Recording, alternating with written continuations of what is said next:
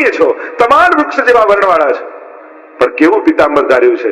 રવિ કર ગૌર વરાંબરમ, સૂરજના કિરણો જેવું પીળું આપે પિતાંબર ધર્યું છે. ત્યાં સોના જેવું પીળું છે, અહીંયા સૂરજના કિરણો છે.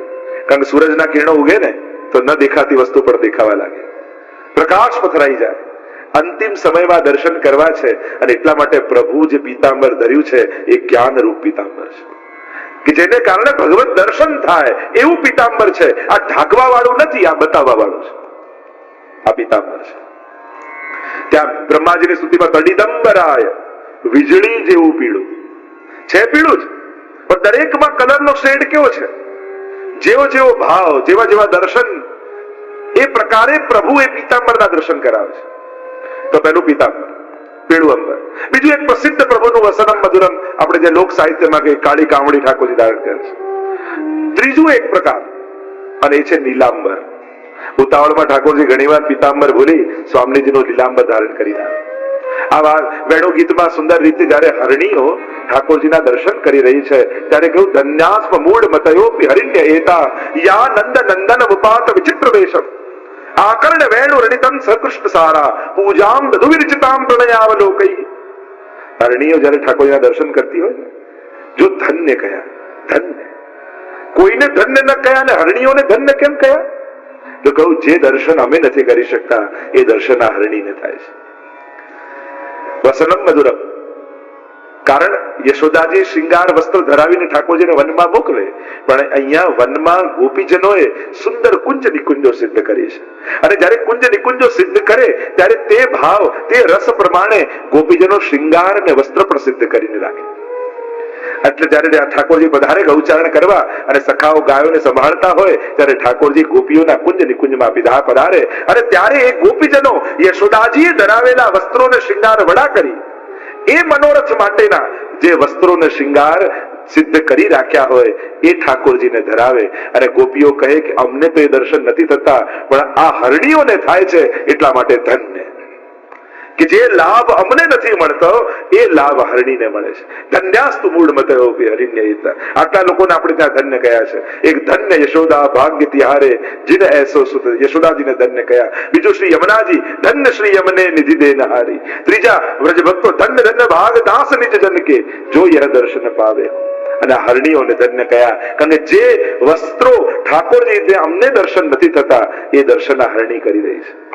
તો વસનમ મધુરમ, આમ અનેક પ્રકારના વાઘા અને વસ્ત્ર પ્રભુ ધારણ કરે છે. અનેક આપણે ત્યાં તો અનેક પ્રકાર છે, બાલ ભાવના, વાત્સલ્ય ભાવના, માધુર્ય ભાવના, સાક્ય ભાવના, દરેકમાં આ બધા જ ભાવ લાગે છે. અને એ ભાવના વસ્ત્ર શૃંગાર જુદા છે. એટલા માટે આપણે ત્યાં આ પણ જો વસનમ મધુરમ, ક્યાંક મહાપ્રભુજી આ હોરી ખેલની લીલા જોતા હોય અને આ ગોપી જયારે ઠાકોરજીને નાર રસિયાકો, નાર બનાવો રી રસિયાકો, અને ઠાકોરજી જયારે યા સાંજીના દિવસોમાં સ્વામીની ભેખના શૃંગાર ઠાકોરજી ધરે તો વસનમ મધુરમ. એવા અનેક પ્રકારના વસનમ મધુરમની ચર્ચા કરી શકાય. અહીંયા વંદન કરીને મહાપ્રભુજી આગળ કહે વલિતમ મધુરમ, પ્રભુની વક્રતા મધુર છે. વલ્લભજી તો ટીકામાં મધુરાષ્ટકની કહે કે પ્રભુનું જે ત્રિભંગી રૂપ છે ને એ એમના માધુર્યને વધારી રહ્યું છે. યમુનાજીના 41 પદમાં આપણે નથી કહેતા ચલત ટેડી હોય લેત પીએ કોમ હોય. યમુનાજી તેડા વાંકા ચૂકા ચાલીને પણ પોતાના સૌંદર્યમાં અભિવૃદ્ધિ કરતા હોય અને ઠાકોરજીનું મન મોહિત કરતા હોય. એમની વક્રતા પણ મોહક છે, માધુર્ય યુક્ત છે. અને આ ઠાકોરજી, એમની વક્રતા તો વચનોમાં છે, એમના નામમાં છે, એમની લીલામાં છે, એમના નેત્રોમાં છે. આ તો સર્વાંગ વક્ર છે. ગિરધર સમહી અન્ન કો બાકો, બાકી ચાલ ચલત ગોકુલ. સ્વરૂપથી વાંકા, વચનોથી વાંકા, ચરિત્રથી વાંકા, સ્વભાવથી વાંકા. આ ચારે વક્રતા કેવી? સ્વરૂપથી તો ત્રિભંગી રૂપ, 3 જગ્યાએથી ભંગ, ચરણથી ભંગ, કટીથી ભંગ, વક્રતા અને ગ્રીવાથી વક્રતા. આ 3 જગ્યાએથી વક્ર છે એટલે કહેવાય ત્રિભંગી લાલ. આ સ્વરૂપથી વક્રતા. બીજી વચનોની વક્રતા. વેણુ નાદ કરી ગોપીઓને બોલાવ્યા, પોતે જ બોલાવ્યા અને હવે પોતે જ કહે છે જાઓ ઘરે. સ્વાગતમ બહુ મહાભાગા પ્રિયમ કેમ કરવાને? અરે તમારું સ્વાગત છે, તમારું શું પ્રિય કર્યું, અહીંયા શા માટે આવ્યા છે? અને ગોપીઓ તો ચકિત થઈને જોતા રહે. આ તો આમંત્રણ પોતે આપીને પોતે પૂછે શા માટે આવ્યા. પોતે એમને જવાનું કહે છે, ઘરે જાઓ. પોતે વેણુનાદ કરીને સંસાર છોડાવ્યો અને હવે પોતે સંસાર યાદ અપાવી રહ્યા છે. તમારા પિતા, પુત્ર, ભાઈ, બંધુ તમારી પ્રતીક્ષા કરતા હશે. ગોપીઓ કહે આપે સ્ત્રીના ધર્મ કયા બધું બરાબર, પણ વેણું સાંભળી દેહ બુદ્ધિ તો ત્યાં જ પડી ગઈ. અહીંયા તો જીવાત્મા પરમાત્માને મળવા આવે. એટલે સ્ત્રીના ધર્મો બધા બરાબર, પણ અહીંયા કોઈ સ્ત્રી નથી આવી. અહીંયા તો અલ્પાનંદ પૂર્ણાનંદનો અનુભવ કરવા માટે આવે છે. આ પતિ બંધુ ભાઈ સખા બધા જ છે, વ્યક્તિઓને છોડ્યા છે, વૃત્તિ તો લઈને જ આવ્યા છે. હવે આ બધી વૃત્તિ આપનામાં લગાવવાની છે. સર્વદા સર્વભાવેન ભજનીય વ્રજાધિપ. ये सब भाव आप में लगाने, क्योंकि संसाરમાં લગાઈશું તો પતન કરતા થશે, આપણામાં લગાઈશું તો ઉદ્ધારક થઈ. તો વચનોની વક્રતા, અને આવી ઘણી જગ્યાએ તમને વચનોની વક્રતા મળે. ત્રીજી ચરિત્રની વક્રતા. ઘરમાં આટલું દહીં દૂધ બધું જ પડ્યું હોય, પણ ગોપીઓને ત્યાં ચોરી કરવા જાય, એવા વાંકા. સ્વભાવની વક્રતા. કેવી વિચિત્રતા કે આ દૈત્યોને પણ ભગવાનને મારવા આવ્યા હોય, ધાતૃચિતામ તતોન્યમ. પેલી પૂતના વિષ લગાવીને પ્રભુના પ્રાણ લેવા આવી, અને પૂતનાને પણ જે માતાની ગતિ આપતો હોય, આનાથી મોટી વાંકાઈ બીજી કઈ હોઈ શકે? પણ પ્રભુની આ વક્રતા પણ મધુર છે, કારણ કે મારવા આવેલા દૈત્યોને પણ જે મોક્ષ અને ઉદ્ધાર કરી શકે, એ પ્રભુની આ વક્રતા બહુ મધુર છે. અને એટલા માટે કહું વલિતમ મધુરમ. અને આગળ ગાન કરતા કહે ગયું ચલિતમ મધુરમ. પ્રભુનું ચાલવું મધુર છે. પ્રભુ ક્યાં ક્યાં ચાલીને જાય? ચલવાનું શીખવતી યશોદા મૈયા. ઠાકોરજીને બે આંગળી પકડીને ઉભા રાખી દે, દૂર યશોદાજી ઉભા રહી જાય, કે આવો લાલન. ચાલતા ચાલતા જ્યાં વાંકા પડવા જાય ત્યાં યશોદાજી પકડી લે. દુનિયાને ચલાવનારો આજે ચાલતા શીખે છે બ્રજમાં. ચલિતમ મધુરમ. આપનું નિકુંજ નવ નિકુંજો માંથી સ્વામીજી અને ઠાકોરજી જયારે ગિરિરાજજીની નવ નિકુંજો માંથી એકબીજાના કંધા પર હાથ રાખી ધીરે ધીરે ગિરિરાજજીની શિલા ઉપર ચરણ પધરાવી અને જયારે પધારતા હોય, એ ચલિતમ મધુરમ. ઠાકોરજી ઘૂંટણીએ શોભા આજ ભલી બને આવી, હાથમાં માખણનો લોંદો લઈ અને ઘૂંટણીએ ચાલતા હોય, ચલિતમ મધુરમ. જયારે ગાયોની પાછળ પાછળ પ્રભુ ચાલતા હોય, ગોપીજનો કહે છે ને ગોપી ગીતમાં, ગોપિયા કહેતી હૈ કે પ્રભુ જયારે આ બ્રજમાં ખુલ્લા ચરણારવિંદથી ચાલો, અને ત્યારે ખુલ્લા ચરણારવિંદમાં કાંટા કાંકરા દર્ભના અંકુરો વાગતા હશે. આપણા તો ચરણમાં વાગે, આપણા ચરણારવિંદ અમે અમારા હૃદયમાં પધરાવ્યા છે, એટલે અમારા તો હૃદયમાં વાગે છે. ક્યાં ક્યાં પ્રભુ ચાલીને પધારે છે? શીલ તૃણ અંકુરઈ. શિલા ક્યાં હોય? તો કે ગિરિરાજજીની ઉપર. અને ઠાકોર ગિરિરાજજીની ઉપર પધારે તો યદ રામકૃષ્ણ ચરણ સ્પર્શ પ્રમોદ. ગિરિરાજજીના રોમ રોમ ઉભા થઈ જાય. ચલિતમ મધુરમ. ઠાકોરજી ગોવર્ધનગીરી સઘન કંદરા, અને ત્યાં ગિરિરાજની કંદરાઓમાં પધારતા હોય. શીલ તૃણ. તૃણ ક્યાં હોય? તો કે વૃંદાવનમાં. ઠાકોરજી જયારે ગોપીઓને અંતર ધ્યાન થયા ને એક ગોપીને લઈને ચાલતા આગળ ગયા, ચલિતમ મધુરમ. યા રાસલીલા સમયે અનેક પ્રકારના પ્રસંગોમાં ચલિતમ મધુરમ. અંકુર ક્યાં હોય? તો કે યમુનાજીના તટ ઉપર. ત્યાં ઠાકોરજી જયારે રાસમાં શ્રમિત થયા અને ગોપીજનોને લઈ યમુનાજીમાં પધાર્યા, ચલિતમ મધુરમ. એવા અનેક પ્રકારના પ્રસંગો તો બાલ લીલા લો, સાખ્ય લીલા લો, વાત્સલ્ય ભાવની, માધુર્ય ભાવની, આ સઘળી લીલાઓમાં ચલિતમ મધુરમ. આમ પ્રભુનું ચાલવું મધુર છે. આગળ કહ્યું બ્રહ્મિતમ મધુરમ. બ્રહ્મિતમના અનેક અર્થ કર્યા.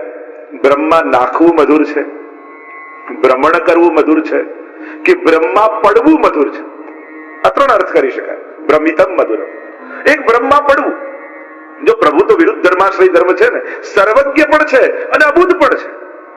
એક વાર ઠાકોરજી છાના માના ભંડારમાં ઘુસી ગયા, અને જ્યાં ખૂબ દહીં દૂધ માખણ પડ્યું હતું, અને એમાંથી એક મટકી ઉઠાવી મણિકોઠામાં જતા રહ્યા.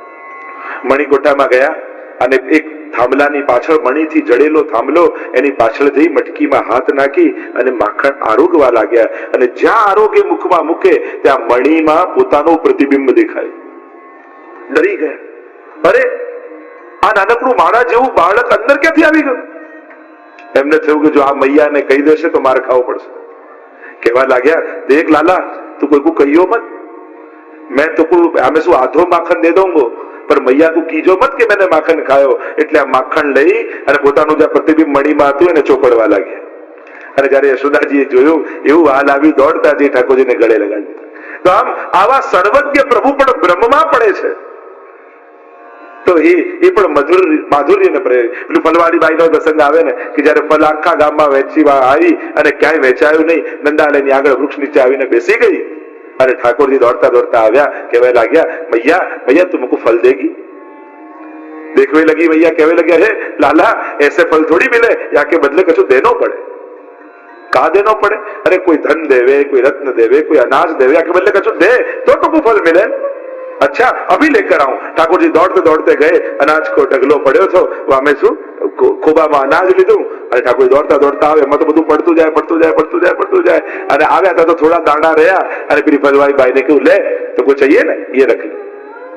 એને એટલું વહાલ આવ્યું, જેટલા ફલ હતા ઠાકોરજીની ઝોલીમાં ભરી દીધા અને ઠાકોર તો ચાલ્યા અને ફલવાલી બાઈ જ્યાં યમુનાજીના તટ પર ગઈ, થયું કે આજે કઈ ન વેચાયું, જુએ તો અનાજના દાણા રત્નો બની ગયા। તો આમ બ્રહ્મા નાખે બ્રહ્મા પડે, આ બધું મધુર છે। બ્રહ્મા નાખવું પણ મધુર છે। યશોદાજી જયારે માટી ખાધી અને ઠાકોરજી કહેવા લાગ્યા કે પ્રભુ મેં મૈયા મેં માટી નથી ખાધી, નાહમ ભક્ષિતમાન અંબ સર્વે મિથ્યાભિશંસન, મેં નથી ખાધી। મૈયા કે મોઢું ખોલ, અને જ્યાં મોઢું ખોલ્યું આખા બ્રહ્માંડના દર્શન થયા અને ભ્રમિત થઈ ગયા। મૈયા અરે આ કોઈ ઈશ્વર છે, આ કોઈ દેવ છે, સાક્ષાત ત્રિલોકનો નાથ છે, આખું બ્રહ્માંડ એના મુખમાં છે। એવા બ્રહ્મા પડ્યા કે મૂર્છા જેવી આવી અને ત્યારે પ્રભુએ વૈષ્ણવી માયાનું આવરણ કરી એમને જાગૃત કર્યા। તો આ બ્રહ્મા નાખવું પણ મધુર છે, ભ્રમણ મધુર છે। પ્રભુનું કુંજ નિકુંજો ગાયોને ચરાવવા વૃંદાવનમાં 3 જગ્યાએ રાસના સ્થાનો હોય, ગિરિરાજજીમાં ભ્રમણ હોય, વૃંદાવનમાં ભ્રમણ હોય કે યમુનાજીમાં ભ્રમણ હોય, આ સર્વ ભ્રમણો મધુર છે। અને આમ એટલા માટે કહ્યું કે પ્રભુ આપ બ્રહ્મા નાખો, બ્રહ્મા પડો કે ભ્રમણ કરો, આ ત્રણેય લીલાઓ આપની મધુર છે। એક વાર ઠાકોર પોતાનો પડછાયો પકડવા માટે ગયા, એક વાર જો બ્રહ્મ મધુરમમાં અનેક લીલાઓ આવે। એક વાર મૈયા પાસે આવીને કહેવા લાગે, મૈયા મૈયા મુझको चंदा मामा खेलवे के लिए चाहिए। મૈયા કે ચંદા મામા કહાં સે લાકે તું? અને એવા જીદે ચડ્યા કઈ પણ કરો, ચંદ્રમાં લાવીને કે ચંદ કિલો ના લે। રોહિણીજી આવ્યા અને સોનાની પરાતમાં જલ ભર્યું, લાલનને લઈ ગયા છત પર અને કહ્યું લો ચંદા મામા સુખેલો। પૂર્ણિમાનો ચાંદ આકાશમાં પ્રતિબિંબ પડ્યું અને ઠાકોરજી આમ પકડવા જાય તો ચંદ્રમાં આમ જતો રહે, આમ પકડવા જાય તો આમ જતો રહે, અને આમ પકડવામાં ઠાકોરજીના હાથમાં ચંદ્રમાં આવ્યો નહીં અને થાકીને ઠાકોરજી પડી ગયા। બ્રહ્મા પડવું પણ મધુર છે। આવી અનેક પ્રકારની સુંદર સુંદર લીલાઓ મહાપ્રભુજી દર્શન કરી કહે ભ્રમિતમ મધુરમ, અને આગળ ગાન કરતા કહ્યું વેણુર મધુરમ। પ્રભુ આપકી વેણુ મધુર હૈ। વેણુ માટેની તો ઘણી બધી ગાથાઓ છે, ઘણા બધી ચર્ચાઓ, બહુ ખૂબ ગાથાઓ અનેક જગ્યાએ ગાવામાં આવી છે। એ વેણુનાદ સમયે એ વેણુ ગીત હોય, યુગલ ગીત હોય, એ વેણુનો સ્વભાવ અને પ્રભાવ બંનેની વાત છે, એનું સ્વરૂપ અને એનું સામર્થ્ય બંનેની વાત છે। વેણુનું સ્વરૂપ શું? આપણે ત્યાં અનેક વાત, વેણુ શું છે કે જેની આગળ વિષયાનંદ અને બ્રહ્માનંદ આ બંને અણુ જેવા થઈ જાય, એ વેણુ છે, એમ મહાપ્રભુજી કહે છે। એક અર્થ એમ બી બતાવ્યો કે આ તો સાક્ષાત સરસ્વતીજીનું સ્વરૂપ છે કે જયારે ઠાકોરજી એકવાર નિકુંજમાં બિરાજ્યા હતા અને રાધા રાધા રાધા રાધા નામનું અવિરત સ્મરણ કરી રહ્યા હતા, ત્યારે સરસ્વતીજી પ્રગટ થઈ ગયા અને કહ્યું કે પ્રભુ આપ બધાને ભૂલી ગયા પણ મને યાદ રાખ્યું। કઈ રીતે? કે આપ રાધા નામનું સ્મરણ ઉચ્ચાર કરતા હતા તો શબ્દ એ મારું સ્વરૂપ છે, સરસ્વતીથી આવે, એટલે મને આપ યાદ રાખ્યું। પ્રભુને ગમ્યું નહીં, મૌન થઈ ગયા પ્રભુ, અને પ્રભુની એ વાણી જડ બનીને પડી। કહેવાય છે એ વેણુનું સ્વરૂપ છે। અનેક વર્ષસ્તુ ભગવાન રુદ્ર, એ પણ ચર્ચા છે। વેણુની અનેક આપણે ત્યાં ચર્ચાઓ કરવામાં આવી છે। આ વેણુ મધુર છે કારણ કે માધુર્યનું દાન કરનારું છે। ગોપીઓ પણ કહે ગોપ્ય કિમાચરદન કુશલમ સ્મ વેણુ દામોદરા ધરસદામ અપી ગોપિકા નામ ભૂંગતે સ્વયં યદ વશિષ્ઠ રસમ રુદિન્યો ઋષ્યત ચોશ્રુમોચસ્તર્વો યથાર્યા। આ વેણુએ એવું તે કયો જાદુ કર્યો છે ઠાકોરજી પર કે એક ક્ષણ છોડતા નથી। અરે પોડવા જાય તો એ વેણુ ન ધરો તો પોડે નહીં, એટલે પોડતી સમય પણ વેણુ પધરાઈએ સદાય સાથે। અને પ્રભુ પોતાના અધરોના કોમળ તકિયા પર એને પધરાવે, એના ચરણ દબાવતા હોય એ રીતે એના છિદ્રો ભરે અને આંખોની પાપણો ઊંચી નીચી કરી જાણે એને પંખો ન કરતા હોય। આ તો ઠાકોરજી એની સેવામાં લાગે હોય એવું લાગે છે। કોણ તપતે કીનો મુરલિયા, કોણ તપતે કી, એ કયું તપ કર્યું? વેણુ કહે મારામાંથી એક જ લક્ષણ, ભગવાન જેટલું વગાડે એટલું વાગવું। આ સંપૂર્ણ શરણાગતિ એટલે પ્રભુને પ્રિય છે। પણ આપણે ત્યાં તો યુગલ ગીતમાં મહાપ્રભુજી કહે ઠાકોરજી વેણુનાદ કરે તો 3 પ્રકારની સુધા પ્રભુ આવે, દેવ ભોગ્યા, ભગવદ ભોગ્યા, સર્વા ભોગ્યા। કઈ તરફ દ્રષ્ટિ કરીને વેણુ વગાડે એના પર આધાર રાખે કોના માટે વગાડે છે। ડાબી બાજુ, જમણી બાજુ, ઉપર, નીચે, સામે, જેવી દ્રષ્ટિ એના માટેની વેણુનાદ, એમ યુગલ ગીતમાં મહાપ્રભુજી સૌમાં સમજાવે છે। વેણુના પણ દરેક છિદ્રોના ભાવ છે, વેણુનું પણ આખું સ્વરૂપ છે। ઉપરનું છિદ્ર સ્વામીજીના રસપાન, એમ બધા છિદ્રો સાથે 7 છિદ્રોની ચર્ચા આપણે ત્યાં કરવામાં આવી છે કે એક એક છિદ્ર કોના કોના માટેનું છે। ઠાકોરજી વેણુ હસ્તમાં ગહે એમાં પણ ભાવ છે કે કોના માટે ધારણ કર્યું છે. ચલો અષ્ટ સમયમાં કેટલી વાર વેણુ હસ્તમાં ઠાકોરજી ધરે? મંગળામાં આવે કે નહીં?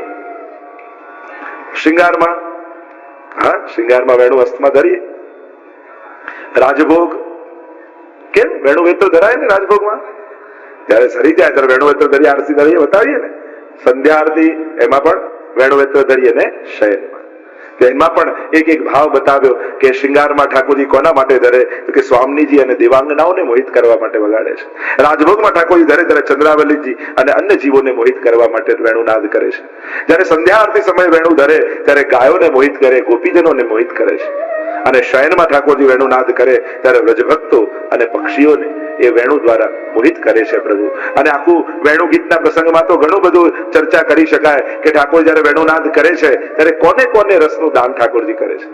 કારણ કે એ શબ્દની સાથે એ નાદની અંદર સુધા પધરાવેલી છે અને નાદના માધ્યમથી એ સુધા ગોપીઓના કર્ણમાં જઈ હૃદયમાં જાય અને ગોપીઓ જ્યારે યુગલ ગીત ગાય અને ફરી કર્ણના માધ્યમથી હૃદયમાં જાય ત્યારે એ રસ સ્થિર થાય છે.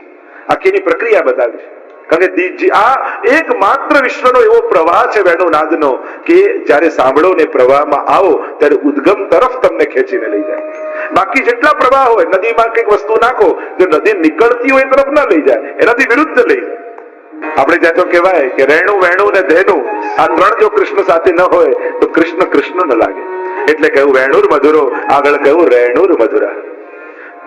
રેણુ પણ વ્રજની મધુર છે.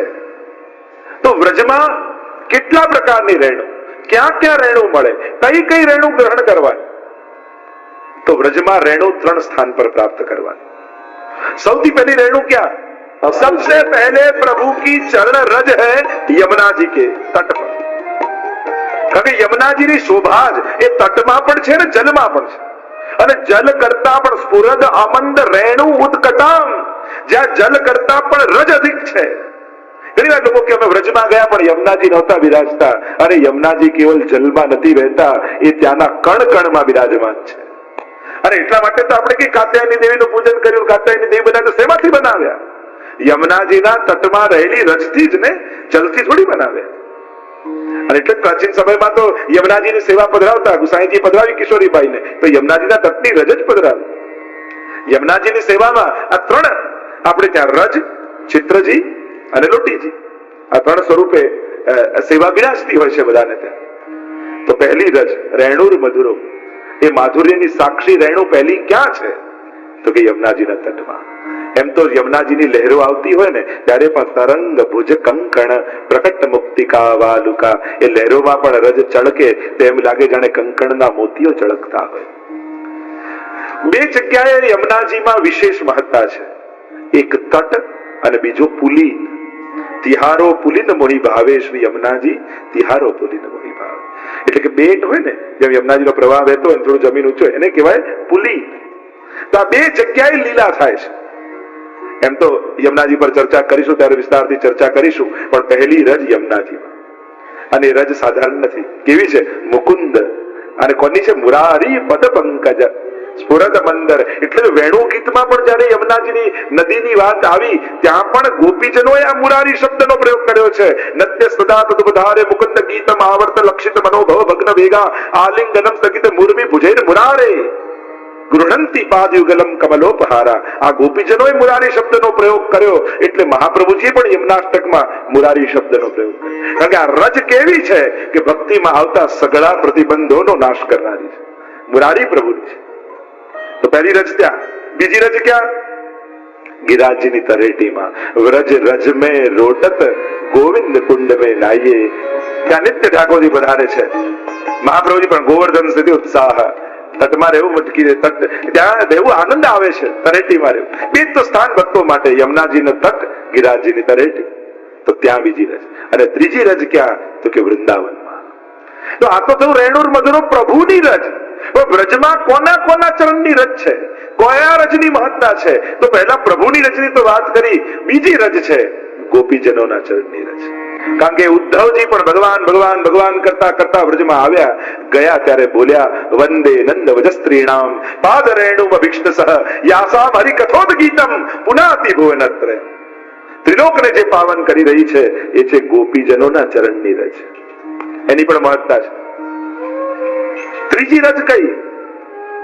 તો કે ગોરજ, ઠાકોરજીના ગાયોની રજ, કે જે રજ માટે ભક્તો લાલાયિત રહે છે. અને આપણે ત્યાં મુહૂર્ત શાસ્ત્રમાં પણ સૌથી ઉત્તમ વાર તો વલ્લભપુરના લગ્ન હોય તો એક જ મુહૂર્ત લખ્યું હોય, ગોધુલી બેલા.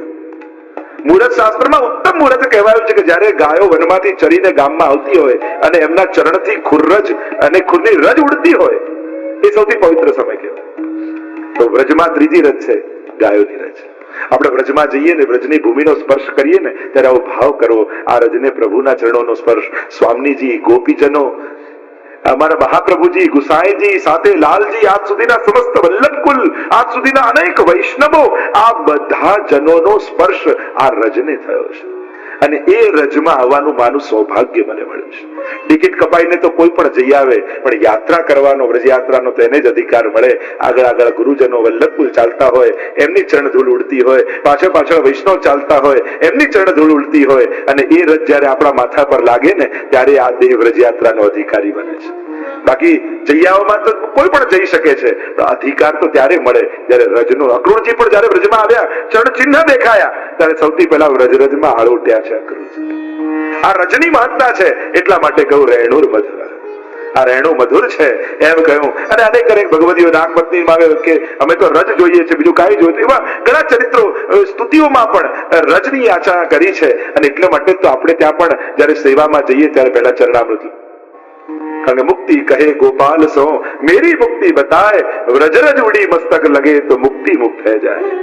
મુક્તિને પણ મુક્તિ આપીવાનું સામર્થ્ય જે રજમાં છે એ છે આ વ્રજની રજ. એટલે તો ઉદ્ધવજીએ માંગ્યું, આશા મહો ચરણ રેણુ જુષા કુલ કુલ વ્યક્તિ બનાવજો, જેથી ગોપીજનો જલ ભરવા જતા હોય અને એમના મસ્તક મારા, એમના ચરણારવિંદ મારા મસ્તક પર પડી જાય તો જીવન ધન્ય થઈ જશે. એટલે કે રેણુર મધુરો, પાણી મધુર. પાણી એટલે શ્રીહસ્ત. આપણે કહીએ પાણી ગ્રહણ કર્યું એટલે હસ્તનું ગ્રહણ, સિર પર ધરી નિજ પાણ વલ્લભાખ્યા, જેના મસ્તક પર આપે હાથ રાખ્યો એ તો નિર્ભય થઈ ગયો. એટલા માટે હાથ બહુ મહત્વનો છે. હાથ ચરણમાં લાગે, હાથ હાથમાં મળે, હાથ ખભા પર આવે, હાથ પીઠ પર લાગે અને હાથ માથા પર લાગે, પણ દરેક વખતે ભાવ જુદો. ચરણમાં હોય તો વંદના, હાથ હાથમાં આવે તો સાથ, હાથ પીઠમાં લાગે તો પ્રોત્સાહન, હાથ ખભા પર આવે તો સંગાત, હાથ માથે આવે તો આશીર્વાદ બની જાય. એ જ હસ્ત છે, પણ ક્યાં સ્પર્શે એનો આખો ભાવ બદલાઈ જાય. પાણીર મધુર. અને પ્રભુનો હસ્ત જેના માથે પડે, કોના કોના માથે પ્રભુનો હસ્ત રહ્યો? જો પ્રભુએ પોતાનો હસ્ત કોના ચરણ પર લગાવ્યો, કોના હાથમાં હાથ આપ્યો, કોના ખભા પર હાથ મૂક્યો અને કોના માથે હાથ મૂક્યો, બધી ચર્ચા કરી તો આખી કથા કરવી પડે. તો પાણીર મધુર એમ કહીને આગળ કહ્યું કે પ્રભુ આપના તો હસ્ત પણ મધુર છે, આગળ કહ્યું પાદવ મધુર, આપના ચરણ મધુર છે. અને ચરણારવિંદની તો આખી ગાથા જ અમારા ગોપીજનો પણ કહે છે. લક્ષ્મીજીના નિવાસ રૂપ, તૃણચરોની પાછળ જનારું, વંદન કરે એના પાપોનું કર્ષણ કરનારું, એવું આપણું ચરણારવિંદ. તો પ્રભુના ચરણારવિંદ કેવા છે? અને એમાં રહેલા 16 ચિહ્નો, એની પણ ઘણી બધી ચર્ચા છે. અને એની ચર્ચા કરવા જઈએ તો ખરેખર 7 દિવસ જોઈએ, કારણ કે એક ચિહ્નોની કેટલી મહત્તા ને કેટલી ગાથા ગવાઈ છે. ત્યારે જે ચરણ વંદના, ચરણનું માધુર્ય, ચરણ દ્વારા ઘણી વસ્તુની પ્રાપ્તિ આપણે ત્યાં કહી છે. એનાથી આશીર્વાદ પણ છે, પણ અહીંયા માધુર્યની વાત છે, એટલે કોઈ બિલગ વાત છે કે ચરણારવિંદ દ્વારા માધુર્ય પ્રગટ્યું છે. તો એની પણ ઘણી રસમય ચર્ચાઓ છે. આપણા આચાર્યો ભગવદીઓ અનેક પ્રકારના કીર્તનો ગાન કર્યા છે અને એના મધુરતાની પણ વાત કરી છે કે ચરણારવિંદ દ્વારા ઠાકોરજી કઈ રીતે કૃપા કરે છે. પણ ચરણારવિંદ આટલી રીતે કૃપા કરે, 4 રીતે. એક ચરણ સ્પર્શ, ચરણોદક, ચરણ રજ અને ચરણ ગંધ. આ 4 રીતે આશીર્વાદ મેળવાય. તે તામસના અઘર્યા પરતાપ પદરજ ગંધ. કેવલ ગંધ માત્રથી તામસ જીવોના ઉદ્ધાર થઈ ગયા મહાપ્રભુની કૃપાથી. ચરણોદક અચ્યુત દાસને મળ્યું ને નેત્રોમાં લગાડ્યું તો પ્રગટ લીલાના દર્શન થવા લાગ્યા. ચરણ રજ ચિંતા સંતાન હંતારો યદ પાદાંબુજરેણવ સ્વીયાનામ તાન નિજાચાર્યાન પ્રણમામિ મુહુર્મુહુ. ચરણ લગ્યો ચિત મેરો શ્રી વલ્લભ, ચરણ લગ્યો ચિત મેરો ઇન બિન और કછુ નહીં ભાવે ઇન ચરણન કો નેરો. તો ચરણ તો વિચાર કરો, ચરણ રજ જેની આવી હોય, ચરણ ગંધ, ચરણોદક આવું હોય તો ચરણ સ્પર્શમાં કેવું સુખ હશે. જેને આ ચરણ સ્પર્શ મળી ગયા એને કેવો આનંદ હશે.